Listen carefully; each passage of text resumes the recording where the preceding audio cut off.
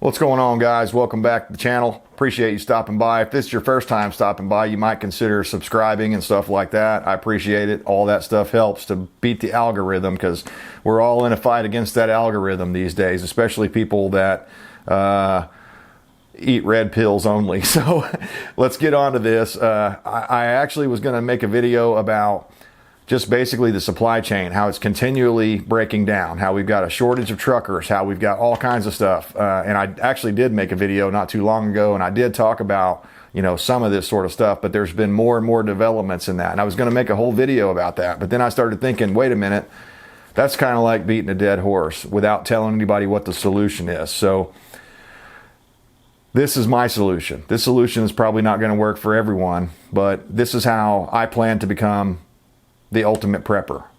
And what do I mean by that? Well, there comes a point in every prepper's life where you're realizing that, you've got a lot of stuff stocked up. You should be good for a while. But you realize something, or I realize something, that it's not sustainable. Long-term sustainability is not achievable being a prepper, because you're depending on someone else to have that food at the store and you being able to buy that food from the store. And to me, that's not a viable solution.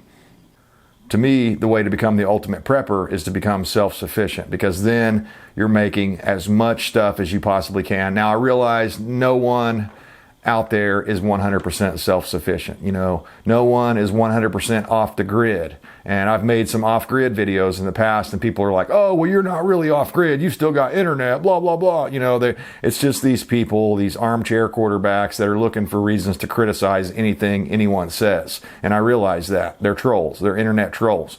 But they come into all of the off-grid videos and they do the same thing. Well, you're not truly off-grid. You've got a telephone line. Oh, I saw a power line in your background back there. That means you're not off-grid. No, it doesn't necessarily mean that. You could be off-grid and have power lines running over on the neighbor's property or something like that. And, they're still going to have those overhead transmission lines run. You could have high voltage lines running through your property and still be off-grid if you wanted to be.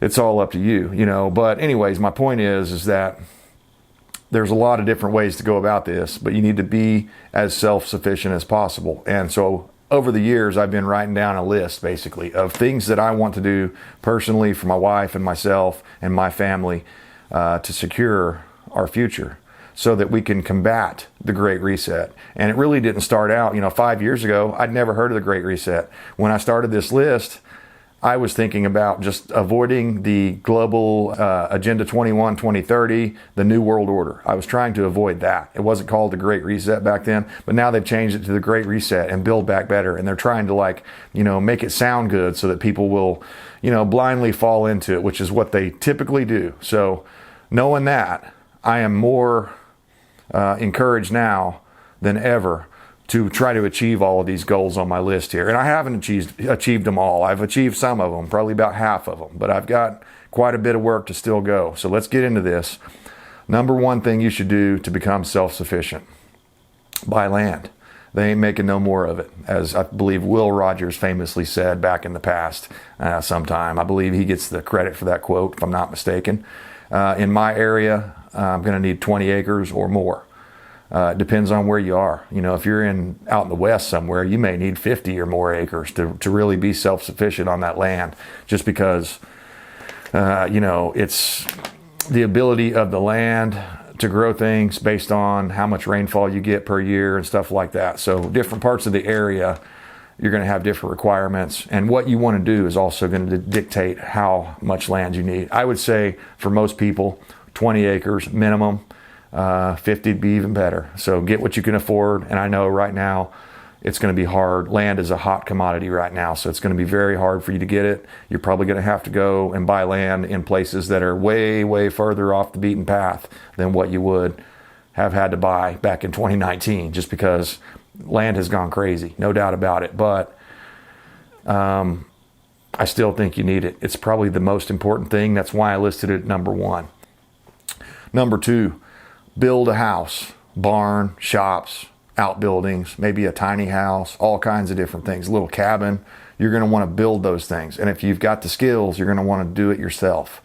All of this stuff is based on my own DIY personality. I'm the kind of guy, if I put my mind to it and had the materials, I could build a house by myself. I would rather have help because, you know, a lot of that stuff, raising up walls and stuff like that, is a lot easier to do when you have a crew of people, but there's ways to do it. You can do it with pulleys and levers. You know, I believe Archimedes famously said, give me a lever big enough and I'll move the whole world.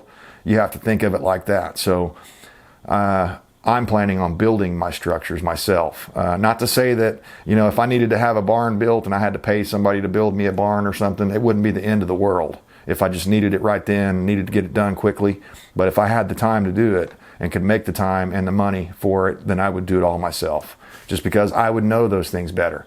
Every nut and bolt and screw would have been put on by me or one of my helpers or that sort of thing. So, and you get, you know, for that kind of stuff, if you've got a good network of friends that are willing to help you out, that's obviously going to make it a lot easier for you. You could have like a wall raising party and, you know, get all your walls built on the ground and then have all your buddies come over for the weekend, have a barbecue or something, and stand all those walls up all at once. But that way you'll be debt free when it's all done. That's the whole point of that.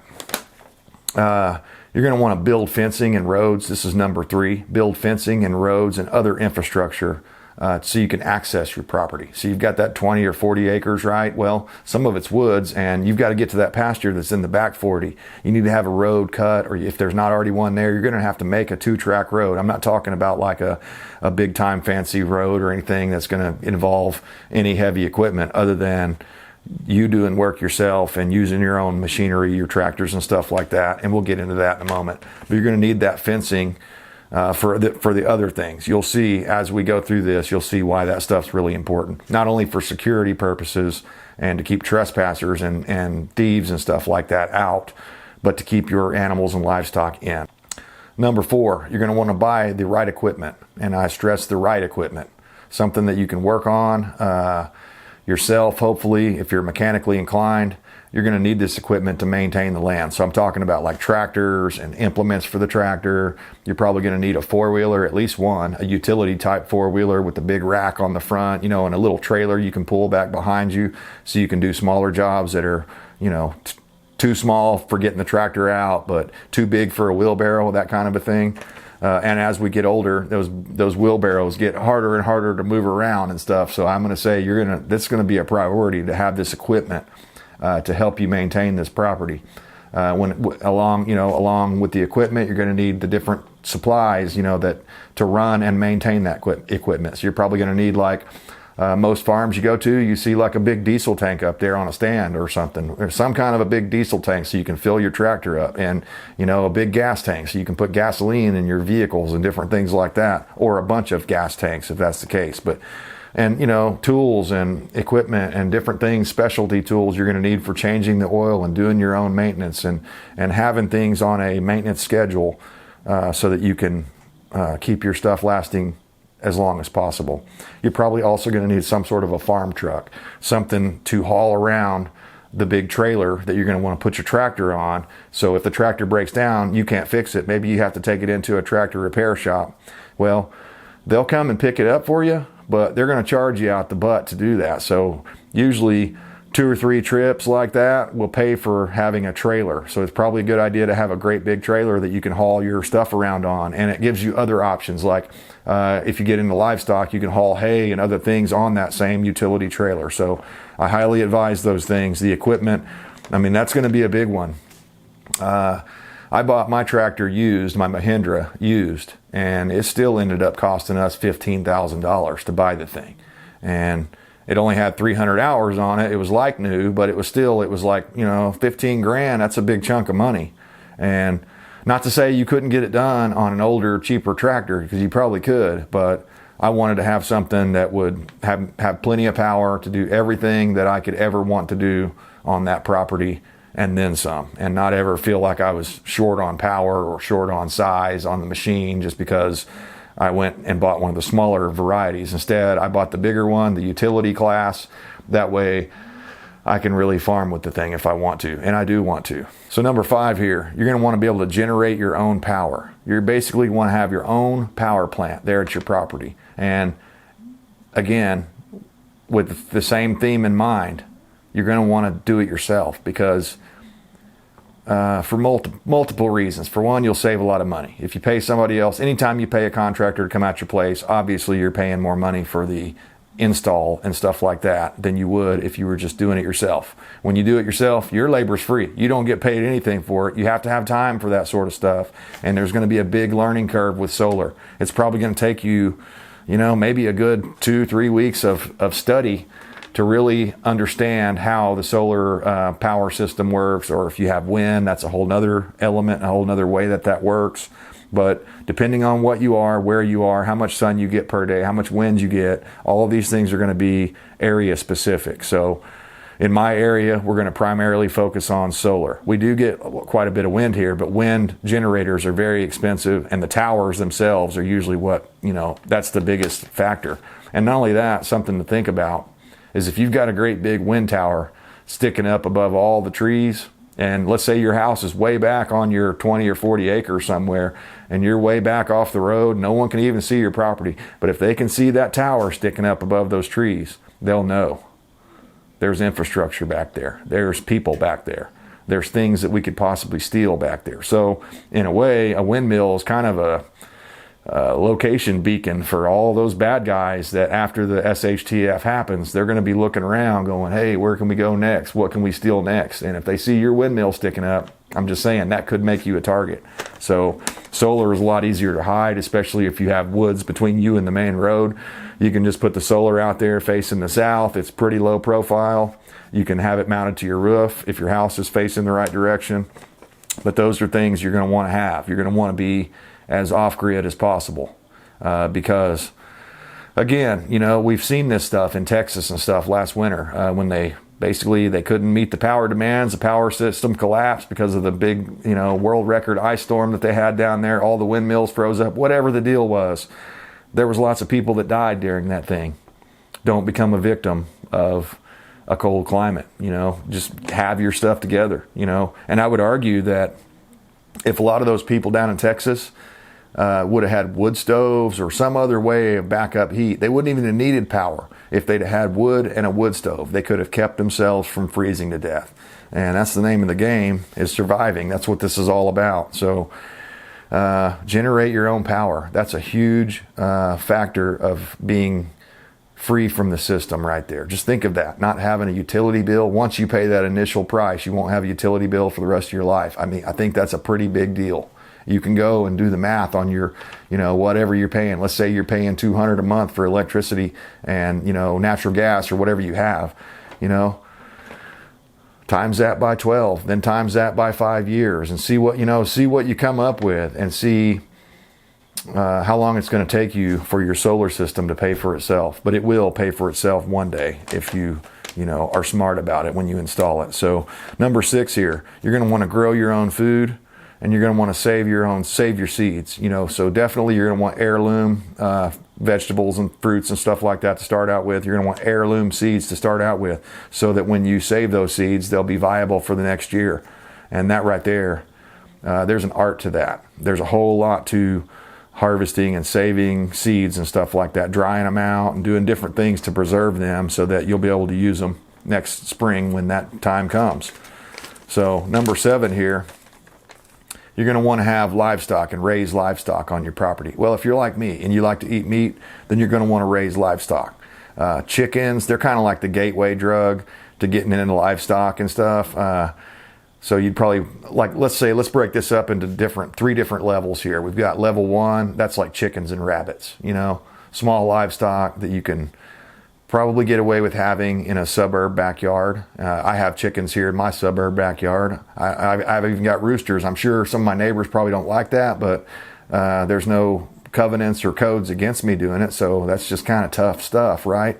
So, I'm not doing it to be annoying. I'm doing it to be self-sufficient, so that if things happen and the system collapses, that I've got a rooster out there that I can breed with my hens and produce chickens to eat, and not only that, chickens to lay eggs and stuff like that. So your chickens are usually only going to last about 3 years, 3 years of laying good eggs, and then after that, my experience is after about 3 years, they start laying less and less eggs to the point where they lay no eggs. And then you're going to have to decide, what am I going to do here? Am I going to cull these things or what? And There's things you can do if you have to eat an old tough chicken, like basically roast it or cook it, cook it all day long in a slow cooker, that kind of a deal, to soften it up. But so level 1 is chickens and rabbits. Rabbits are supposed to be really easy to clean. I've never done it myself. I've only ever seen it done, but it does look pretty easy compared to a lot of other stuff. Probably even easier than a fish.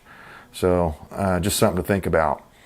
Level 2 would be like goats and sheep, in my opinion, because that's going to take a bigger area, and it's going to take more infrastructure, more fencing, especially with goats. They're supposed to be just amazing escape artists, and you got to really watch it with goats, because if you have like an old classic car out there in the field or something that you're wanting to work on one day, and you let your goats near it, they'll climb all over the roof and stomp in, cave in the roof, and ruin that thing or whatever. So just knowing what you have on your property, that's going to help determine what kind of animals are going to work best for you.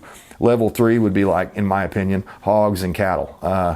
Not to say that hogs are all that hard. I've been around it. Some of my family raised hogs and stuff, just a couple of feeder pigs, that sort of deal. And I don't think it's that hard to get this initial infrastructure set up, the fencing and things like that. Probably the hard part is going to be processing that, because, processing a hog is a lot different than cleaning a rabbit or something. And there's a reason they say they bleed like a stuck pig. So number 8, and this is kind of along the same lines, sort of, you're going to want to learn to fish and hunt and be able to process your own foods, clean them. Like when you go out and you catch a fish, you need to be able to clean that fish and cook it and eat it up and be safe about it. Cook it to the right temperatures, all that sort of stuff. Same thing with chickens and rabbits. You need to be able to do that. Even if you don't do it all the time, you need to be able to do it, to know how to do it in case the infrastructure shuts down. Or like one of my buddies was telling me that right now, the processing places that normally do deer and your farmers that grow feeder pigs, they're like 6 months backed up. So you've got to wait. You've got to feed that animal.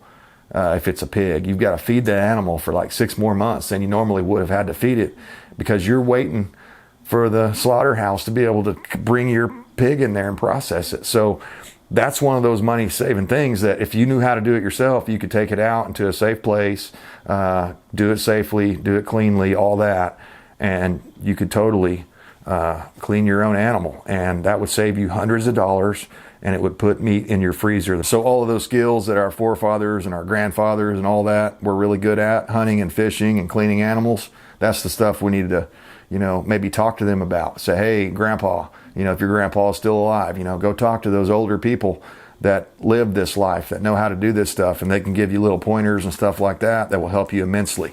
Number 9, this is a hard one. A lot of people I'm going to lose a lot of people on this one right here, I guarantee you. Number 9, live debt-free. Debt enslaves you to the system, no doubt about it. The more you're in debt, the more you feel like a slave. I've been there myself. I'm proud to say, though, that for the past, over 15 years, I think, at least 10 years, for the past 10 years or so, my wife and I have been totally debt-free. We don't owe anybody anything. The only thing we have to pay for is our property taxes and our insurance on our home and stuff like that. But we doubled up on our stuff. We paid our home off early. That opened up the door for us to be able to purchase this land that, if you follow my channel, you know that my wife and I purchased a big chunk of land relatively close to this place here that I'm broadcasting from. So we'll be able to develop that, build this house, build this, infrastructure. That's why I bought the tractor. That's why I have a utility type 4-wheeler. That's why I have that K2500 Suburban, so I can pull all that stuff around. I mean, it's a huge deal when you're just getting into this thing. And if you think it's going to be easy, it's not. And I hope that some of this stuff will help to point you guys in the right direction. That's all I can do, because this is just what's worked for me and my wife.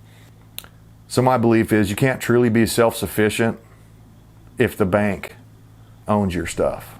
It's impossible. You can't be self-sufficient working for somebody else like that. And really, that goes back to working as well. And I'm not saying you should go quit your job or anything, but there's a point where you're going to have to decide, hey, do I want to keep contributing to the system and keep working at this place, this 8-to-5 job, where I'm not able to actually do anything to benefit myself, but I'm benefiting this company, and you're getting a paycheck, but you're not getting, What's really dangerous is a lot of people get into this circle of debt where they're in such debt that they're stuck at a job, or they're stuck in a certain position in life because they've maxed out all of their credit and stuff like that, and they have no choice. They feel they have no choice. Many times those people are forced to be, either fired. They have to be fired to leave those jobs. That's basically how that works, is you have to fire those people because they will not leave. And then oftentimes when they're fired, they end up getting out, getting a better job, and in the long run it works out for them, but to be a better deal, but they have to get through that. But the best thing to do to start with right now is pay off all your debt. Pay it off. Cut those credit cards up. Maybe keep one for emergencies, but pay that balance off every month so that you're not paying their interest on all this stuff. That's money that you could be spending on your farm, your homestead, and just your life, yourself, self-investment. Look at it as a investment. It really is, truly. That's the simplest way to put it. It's a self-investment. It's an investment instead of spending your time on someone else's business that they created. You're spending it on your own endeavor, which is your own farm and your own success. Now, I realize we're all going to have some form of income coming in. There's other ways to do that. Maybe you have a heavily wooded lot. Maybe you sell firewood on the side or something like that. Maybe you sell some of your livestock on the side to help pay for the feed, to help pay for the expenses that you're incurring on your farm, different things like that. But don't go into debt. I know it's basically the way modern farms are set up. I'm totally losing a lot of those guys, because all of those guys, when they have to go out and buy a $500,000 piece of equipment to farm 300 acres or something like that, then yeah, they have to go into debt. Not many people have a $500,000 sitting around that they can just throw at cash money at a tractor or something like that, right? I get it. You may have to go into debt for some of this stuff, but that doesn't mean you have to stay in debt. You can go into debt for a little while if you have to, but double up on those payments or whatever you have to do to get yourself out of that situation as quickly as possible, because it's just not worth it to pay that, to waste that money that you could be using on your own homestead on interest and other stuff like that doesn't matter. And especially if so many people, I guess, this is my real criticism here, so many people are going into debt for the wrong reasons. Like they want to have that really good vacation cruise or whatever. They want to go to Disneyland or whatever it is, and they're going and racking up debt to do these sorts of things, and there is no return on investment on that sort of stuff. Is it an experience? Sure it is, but there is no ROI on that experience, other than one day when you're dying, you'll be like, yeah, I remember that time I got myself heavily in debt to take the family to Disney World. And that's probably a indication that you don't have the money to go. Most people don't like to tell themselves no. So it's a hard thing to do. It's one of the most powerful, least used words in the English language. No. It would stop so many of our problems if people would just learn to use that word. So last one here, number 10. It's along the same lines as number 9. A lot of people aren't going to like this, but you're going to want to live frugally. You're not going to want to have the brand new stuff, the nicest, biggest house around and all this other stuff. There is no reason to have a mansion or a micro mansion or anything like that. You need a modest house that's energy efficient, that will have a wood stove and stuff like that, where you can go out on your own property, harvest your logs, bring them in, season them, bring them in at the appropriate time, heat the house up for absolutely free, other than labor. So, obviously nothing's free in this world. You're going to spend it on something, and you're going to want to eat out less, cook more meals from scratch instead of going out and buying these prefab meals or whatever. Then you go out and you learn to cook this stuff from scratch, the way that our forefathers and our grandmothers and stuff like that did. And cut the cable. You won't have time for that stuff. You won't have time for Netflix. You're not going to have need to go to a gym, so you can cut your gym membership, because you're going to be doing farm fit. All the stuff that you're going to be doing on the farm is going to wear you out physically every day, so you won't have any energy left for a gym or a need for a gym membership. So think of the money you'll save just on those 3 things right there alone. Now, does it mean that you can never watch a movie or ever have any good times and sit around and relax? No, it doesn't mean that. But you can go get movies for free at the library. You don't have to have Netflix for movies. You don't have to have cable TV. These are all things that if you put that money towards your own homestead, it'll pay dividends in short order. I mean, there are a lot of people that are paying like $150 a month for cable, and I'm just like, oh my God, you're paying that much for cable TV? For what? And a lot of them don't even watch it. That's what's really amazing about it. So guys, these are 10 things that I think you should do, or that I'm going to do. I don't want to tell other people what to do. These are 10 things that I'm going to do. My wife and I have decided this is the road we want to go down. This is what we think being free means. It basically means working your butt off on a farm for the rest of your life. And to some people that's going to sound like slavery or like misery. They would much rather go sit in that office from 8 to 5 and earn that $75,000 a year paycheck and go out and just spend that money and rack up that debt, rack up that credit, and just live high on the hog while they're alive. I get it. There's a lot of people like that. But I would argue this is a happier life. This is a healthier life. You're not going to be sedentary if you're running a homestead or a farm. It's just not going to happen. At least not very much. You're going to have to go out there and take care of your animals and all this stuff. So you're going to be busy all the time. And I think that this is how we're supposed to be living. I don't think we're supposed to be living like we have been, where we just go down to the store for everything and daddy government and the store takes care of all of our needs. No, we're supposed to take care of ourselves and be independent. How do you be independent? How do you be self-sufficient? Well, you have to assert yourself. You have to make this stuff happen. So let me know what you guys think down in the comments. Am I totally way off base? Is this never going to work? Is my plan a waste of my time? Am I going to die hungry and broke? I mean, it's a possibility. Everything we do in this life is a risk. But I want freedom. And I think this is the way you can achieve that. Appreciate you guys tuning in. I stand for liberty. I hope you do too. We'll see you next time.